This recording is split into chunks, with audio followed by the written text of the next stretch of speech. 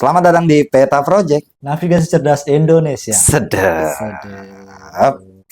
Hari ini Alhamdulillah. dengan suasana berbeda nih sepertinya kita ya. Masuki bulan Ramadan. Luar Bulan biasa. yang suci. Yes. Teman-teman, hari ini kita berkesempatan sowan Soan. silaturahmi ke Pondok Al Hasan. PPTQ Al Hasan. PPTQ Al Hasan. Bersama siapa? Bersama Gus Ihsan. Gus Ihsan. Gus, terima kasih. Ini tadi ngobrol di belakang katanya ini perdana Gus Ihsan podcast. Wih, eksklusif bro. Eksklusif untuk menyapa teman-teman Navigator cerdas. Siap. Hari ini kita mau ngobrol apa bareng Gus Ihsan? Pertama, terima kasih Gus sudah diberikan kesempatan untuk podcast bersama. Mungkin hari ini kita ingin tahu lah. Yes. Al Hasan mulai dari awal itu seperti apa gitu, mungkin ya sejarahnya Al Hasan itu seperti apa gitu, dan mungkin teman-teman navigator yang ingin mondok di Al Hasan juga ingin tahu gitu. Mungkin pasti. Izin Gus diceritakan sedikit mungkin. Ya. Assalamualaikum warahmatullahi wabarakatuh. Waalaikumsalam. Jadi Pondok Al Hasan itu kalau kita melihat sejarahnya, itu dia pondok ini didirikan sudah dari sejak puluhan tahun yang lalu, lebih tepatnya di tahun 1984. Oke.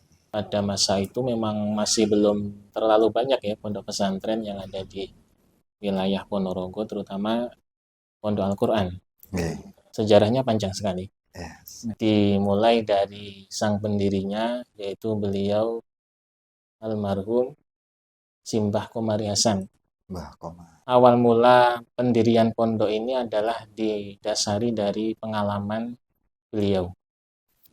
Dulu itu beliau pernah pada suatu ketika itu bermimpi. Bermimpi dengan sosok seseorang yang belum dikenal sama sekali.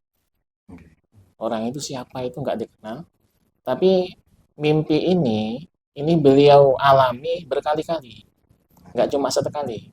Berkali-kali sama sosok orang yang sama, bertemu sosok yang nggak dikenal ini, itu berkali-kali.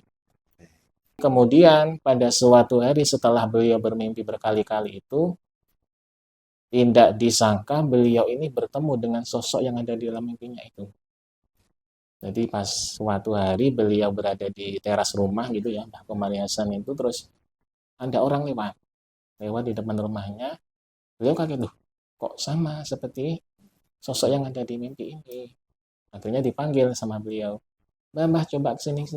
Monggo, Mbah. Di bahasa Jawanya diaturi masuk ke dalam rumahnya. Terus ditanya-tanya. Ternyata beliau itu, sosok yang ada di mimpi beliau itu adalah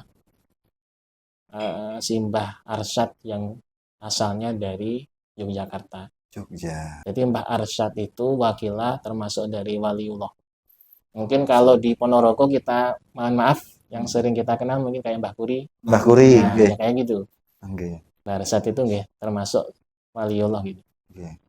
Jadi beliau itu nggak pernah ketemu dengan Mbah Arsyad itu sebelumnya, tapi ada di malam mimpi terus kemudian nggak disangka ketemu di dunia nyata, ternyata Mbah Arsyad itu. Beliau ngobrol-ngobrol banyak, terus akhirnya Mbah Komari Hasan itu minta sama Mbah Arsyad, Mbah, minta dong di rumah saya ini dikasih barokah, Mbah, buat ngaji atau gimana. Terus Mbah Arsyad, oh saya nggak bisa kalau ngaji, biar nanti keponakan saya aja, saya suruh ke sini, suruh ngaji di sini aja. Lah keponakan Mbah Arsyad itu mohon maaf abah saya almarhum Abah Yai Husain Ali itu. Jadi abah saya itu termasuk duriyahnya Mbah Arsyad, lebih tepatnya keponakannya. Beliau dulunya mengaji di beberapa pondok pesantren, salah satunya di Kudus, kemudian di Jogja juga pernah mengaji, di Abu Yadim Yati juga pernah. Jadi banyak beliau menimba ilmu di beberapa guru-guru. Akhirnya pada singkat ceritanya ya, pada saat itu kemudian Mbah Arsyad ini nimbali abah saya, disuruh ke Ponorogo, diminta ke Ponorogo itu untuk melakukan, mungkin kalau sekarang kita sebutnya simaan Al-Quran gitu. Simaan Al-Quran itu selama beberapa kali hataman, mungkin selama 40 kali hataman kalau nggak salah. Beliau diminta ngaji di sini simaan berhari-hari itu, dengan salah satu teman-temannya juga, jadi nggak sendirian beliau, ditemani 5 orang itu teman-teman karibnya beliau. Kemudian setelah pelaksanaan siman itu kok ikatan batiniahnya Mbah Komari dengan Mbah Arsad itu kok kayak semakin erat, semakin kuat. Akhirnya si Mbah Komari ini ingin kok ada ya santri kok bisa hafal Quran. Kan kalau zaman dulu itu kan masih langka ya, Masih langka. orang, apalagi di Ponorogo. Kok ada ya orang bisa menghafalkan Quran yang setebal 30 juz itu. Oke. Akhirnya beliau tertarik dengan abah saya, dan singkat ceritanya abah saya diangkat menjadi putra angkat beliau. Oh.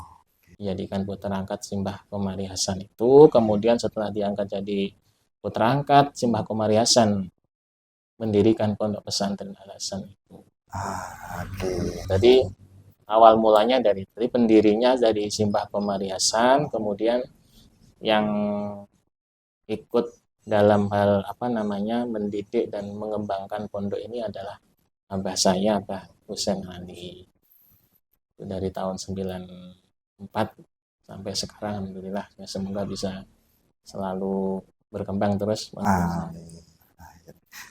Dari untuk mulai berdirikannya pondok itu tahun 94 gitu. Secara resminya ya. Secara resmi. Hanya mungkin kalau sebelum itu sudah ada sebenarnya, sudah mulai ada, beliau dibuatkan semacam, kalau dulu tuh kayak gubuk gitu.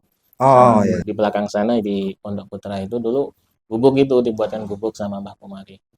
Itu mungkin dari semenjak sebelum 94 itu, mungkin 93 atau gimana itu sudah dibuatkan kayak gitu. Dari beliau semenjak masih bujang, abah saya itu di sini sampai mendapatkan jodoh juga di Ponorogo. Akhirnya beliau juga kapundutnya di Ponorogo. Berarti dari silsilah keilmuan juga Mbah Husain ini banyak berguru banyak guru sampai di Mbah Mbah Arwani Putus, juga di Buya Dimyati, banyak. Jadi buat teman-teman navigator nggak perlu ragu untuk nasab, keilmuannya sudah ada, begitu kan. Kalau pilih-pilih pondok jangan ragu. Perlu berarti jelas. Kalau 94 sekarang berapa tahun tuh usianya? Sudah 40 lebih, sekitar 40. Iya, usia pondoknya. Ya. Tapi concern di Al Hasan tidak hanya Quran saja, ada. Ya, ada pengajaran kitab kuning, pendalaman ilmu agama dari berbasis kitab kuning. Juga di dalam pondok ini juga ada pendidikan sekolah formal, ada MTS yang alhamdulillah masih perdana. Tadi kita sempat berkunjung ke dalam-dalam, kayaknya santrinya juga tidak hanya warga lokal Ponorogo ya Gus ya, banyak juga ya santri. Banyak dari luar, banyak dari Sumatera, dari Kalimantan, dari Jawa Tengah, dari Jogja itu juga banyak, karena kan abah saya dulu asli Jogja. Jadi santrinya juga banyak dari Jogja. Iya, Masya Allah. Mungkin dari berbagai macam pondok di Ponorogo, khususnya yang concern di Tahfidzul Quran, salah satunya yang memang familiar di kami itu ya pondok Tahfidzul Quran Al Hasan. Karena kita sering ngopi di belakang ya, para penanggus. Ya. Cuman kalau melihat perjalanan Al Hasan yang sudah sampai 40 tahun ini Gus, dan Gus Ihsan sendiri menggantikan abah secara otomatis begitu. Mungkin ada tantangan tersendiri dari Gus dalam menjalankan pondok pesantren ini Gus. Kalau tantangan itu mungkin ya setiap generasi pasti ada tantangan yang baru. Mungkin kalau dulu tantangan santri dalam belajar di pondok itu mungkin ya, kalau dulu kan belum ada gadget-gadget gitu ya. Mainnya kalau santri dulu itu ya tantangannya biasanya dia suka main keluar, ngopi dan sebagainya, mungkin kayak temannya dan sebagainya. Kalau nggak gitu nonton. Kalau dulu masih ada namanya layar tancap, kalau sekarang ya bioskop itu. Iya. Dulu liburannya kan kayak gitu. Iya. Kalau sekarang ya itu tantangannya masalah gadget itu. Sekarang itu ya di mana-mana yang namanya gadget itu, kalau kita tidak bisa mengontrolnya dengan benar ya akhirnya kita akan terjerumus di dunia gadget itu tadi. Sekarang itu kan generasinya udah beda. Ada generasi milenial, ada Gen Z dan sebagainya itu. Metode pengajarannya juga harus berbeda, nggak bisa sama dengan dulu. Cara pemikirannya anak zaman sekarang juga nggak bisa disamakan dengan anak zaman dulu. Dulu kalau di Pondok Al Hasan itu masih rata-rata santrinya salaf, artinya dia itu memang bener fokusnya cuma ngaji doang, jadi nggak sekolah formal dan sebagainya, cuma fokus ngaji, belajar kitab, belajar agama. Tapi kalau sekarang kan tuntutannya udah beda. Sekarang kalau nggak sekolah ya nggak sekolah yang nomor satu, ntar kalau ada lebihnya mondok gitu. Jadi alternatif Akhirnya malah. kita harus bisa mengikuti Iya. perkembangan zaman itu tadi. Jadi bagaimana biar di pondok itu santri mau di pondok tapi juga nanti tetap keturutan sekolahnya. Makanya kita di pondok itu membuka yang namanya jenjang pendidikan formal dan sebagainya itu supaya apa nggih? Itu tadi agar bisa mengikuti perkembangan zaman. Oh, oke. Ini penasaran untuk ada nggak sih Gus target-target karena memang lebih fokusnya ke Quran, target untuk mungkin santri-santrinya ada kan metode menghafal atau membaca begitu apa itu istilahnya tuh Gus di dalam pondok? Kalau dalam dunia pesantren tahfidz Al-Qur'an ya, mungkin sering kita ungkapkan itu dengan istilah binadzor dan juga biloib. Binador dan Dan biloib. Kalau binadzor itu artinya kita mengaji dengan cara melihat, dengan membaca langsung di Al-Qur'annya itu dengan cara membaca. Kalau biloib itu artinya istilah umumnya bagi kita hafalan gitu lah. Kita mengaji dengan menghafal Al-Quran atau tahfidz mungkin ya sering kita dengar ya. Tapi kalau di dunia pesantren salaf Quran itu biasanya istilahnya biloib.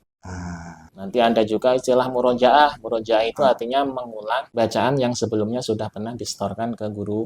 Itu namanya murojaah. Muraja. Ada lagi takror. Kalau takror itu artinya apa namanya? Kita mengulang Al-Quran yang sudah pernah kita setorkan bersama-sama, tapi bersama-sama. Jadi ngaji bersama-sama dengan apa namanya surah-surah yang sudah pernah kita setorkan ke guru kita. Itu namanya takror. Takror. Ya, Kalau untuk program kita pernah dengar Qiraah Sab'ah Gus. ya, ya. Di Al Hasan juga ada. Alhamdulillah ada alasan dari awal Abah Yai Husain itu memang sebelumnya beliau juga sudah belajar qiraah sab'ah di Kudus sana. Nah, kemudian beliau mengajarkan di Pondok Pesantren Al Hasan. Jadi qiraah sab'ah itu adalah bacaan Al-Qur'an dari apa namanya beda bacaan dari yang seperti kita baca pada umumnya. Kalau bacaan Al-Qur'an yang kita baca pada umumnya itu dinamakan qiraah masyhurah. Kalau qiraah sab'ah itu dengan bacaan yang berbeda. Berbeda dengan cara baca kita. Mungkin kalau istilahnya nyun sewu kalau kita lebih mudahnya itu mengistilahkan seperti bahasa gitu lah. Oke. Kita itu berbahasa ada bahasa Indonesia, ada bahasa Inggris, kemudian Melayu dan sebagainya lah. Mungkin seperti itu lah. Intinya sama tapi cara bacanya itu ada bedanya gitu. Berbeda. Itu namanya qiraah sab'ah. Jadi ada 7 macam bacaan yang berbeda.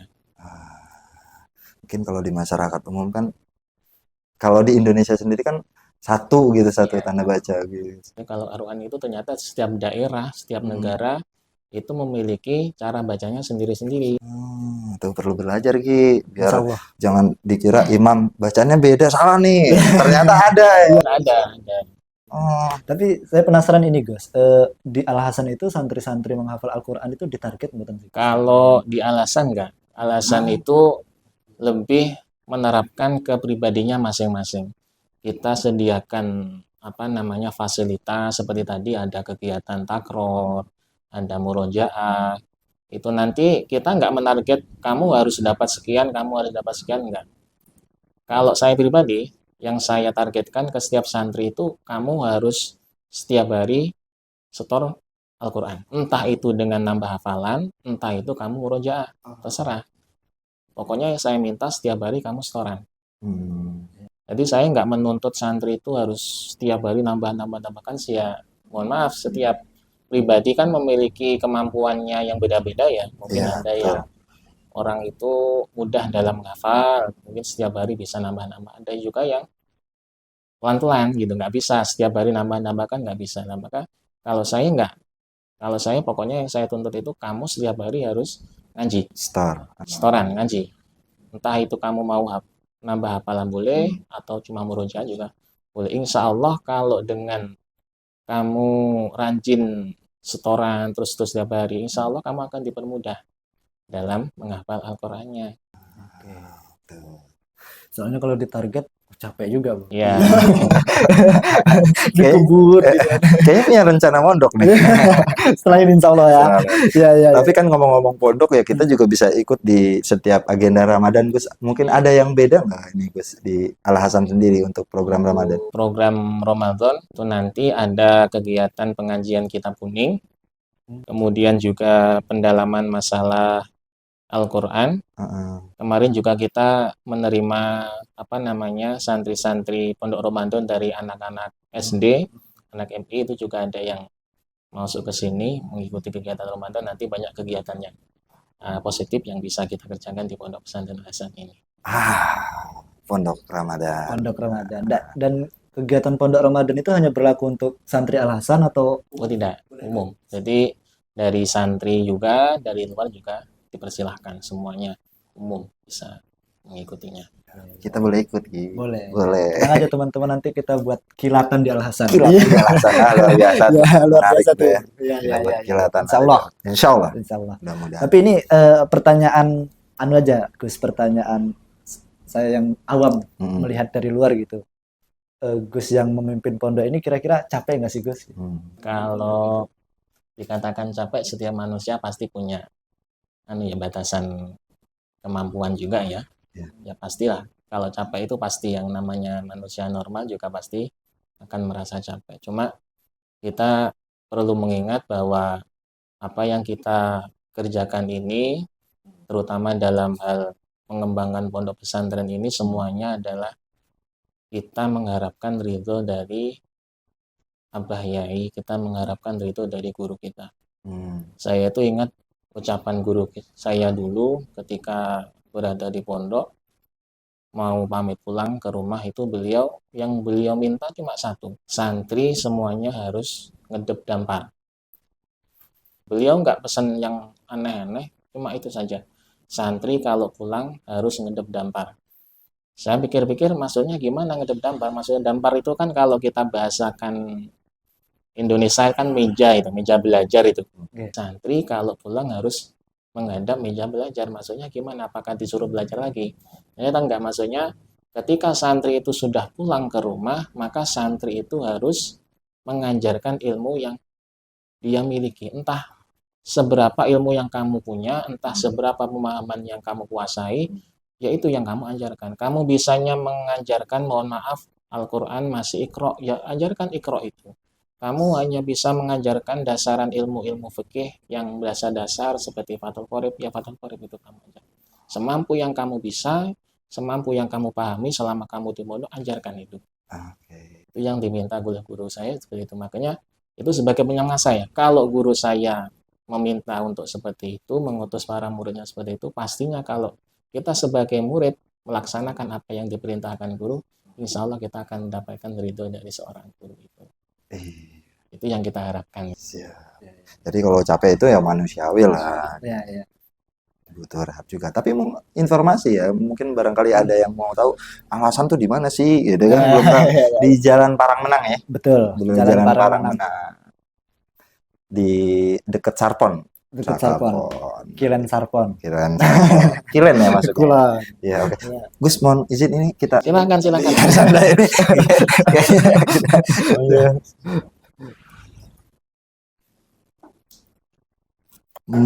Mungkin nanti di bulan Ramadan kita, kalau memang diperkenankan, kita bakalan sering mampir ke Al Hasan. Ya, silakan. Untuk mengikuti program-program di Al Hasan ya. Iya. Mau jadi santri kilatan juga? Iya. Siap, boleh deh. Kilatan ya. Kilatan. Mungkin setiap habis tarawih mungkin Gus ya. Dari pagi sudah ada kegiatan, dari sehabis subuh nanti ada pengajian Al-Quran, setelah itu disambung nanti ada pengajian kitab. Terus setelah itu kan biasanya ini kan rata-rata anak-anak di pondok itu kan sambil sekolah, sambil belajar di lembaga pendidikan umum. Jadi setelah pengajian selesai sekitar ya jam 7 mungkin, setelah itu kan mereka sekolah semua. Jadi di pondok tidak ada kegiatan, nanti baru ada kegiatan di sore hari. Setelah asar nanti ada pengajian lagi. Terus sampai nanti malam sholat tarawih, terus ngaji lagi juga ada lagi. Oke, jadi full selama Jadi 1 kita cari mana selanya yang ada, kita isi dengan pengajian kitab gitu. Oke, siap. Nah, kita bagian yang ngisi-ngisi kosong aja, Ki. Iya. Oke, siap. Iya, iya, iya.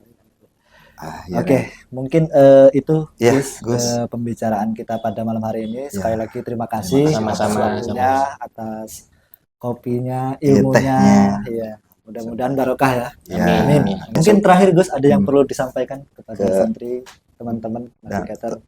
Santri yang beling, Gus. Apa ya? Mungkin selama ini kita setelah menjalani masa hidup kita di dunia ini sudah beberapa waktu, sudah beberapa tahun, bukan artinya kita gagal, bukan artinya kita telat. Yang namanya kesempatan itu pasti akan selalu ada. Allah itu tidak akan menyia-nyiakan hambanya. Mumpung kita masih ada kesempatan untuk membenahi diri kita, mari kita benahi dengan baik. Apalagi ini sebentar lagi kita masuk pada bulan Ramadan, bulan yang penuh berkah.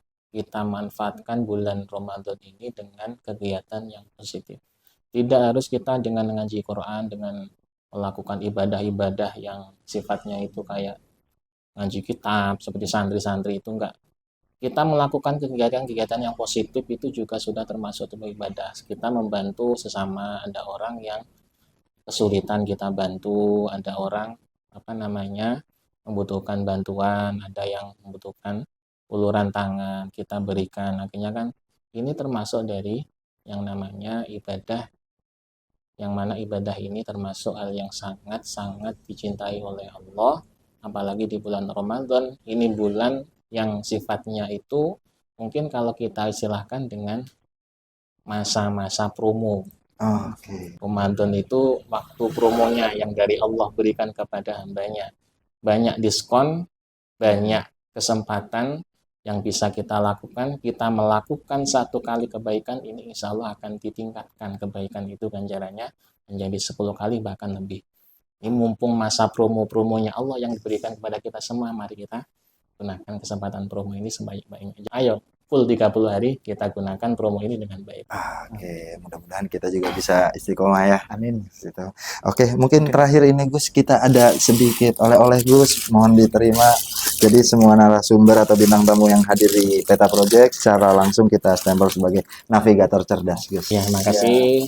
Terima kasih banyak, Gus. Mohon dipakai nanti ya. Mas, pas kilatan nggak apa-apa ya. Oke, terima kasih sekali lagi, Gus. Sama-sama. Sampai jumpa di episode berikutnya. Ya, oke, bye.